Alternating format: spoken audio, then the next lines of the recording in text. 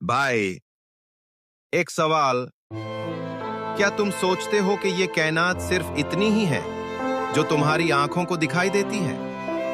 नहीं भाई, बिल्कुल नहीं। राज नंबर ई के, ये कायनात एक्सपैंड हो रही है हर सेकंड और कोई नहीं जानता ये कहां तक जाएगी।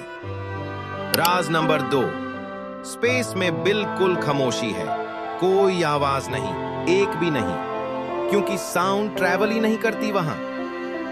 राज नंबर 3, तुम जो रात को तारे देखते हो वो तारे ऑलरेडी खत्म हो चुके हैं, तुम सिर्फ उनकी पुरानी रोशनी देख रहे हो। राज नंबर 4, इस वक्त भी, इस सेकंड में कायनात में कोई और सिविलाइजेशन एग्जिस्ट करती हो सकती है, साइंस ने अभी तक नहीं कहा कि नहीं है। राज नंबर 5, तुम्हारा पूरा जिस्म, हाथ, आंखें, दिल, सब कुछ स्टारडस्ट से बना है।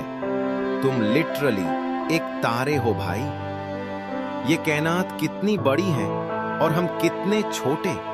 अगर ये फैक्ट्स ने तुम्हारा दिमाग हिला दिया तो लाइक करो और जिशन फैक्ट्स को सब्सक्राइब करो। अल्लाह हाफिज।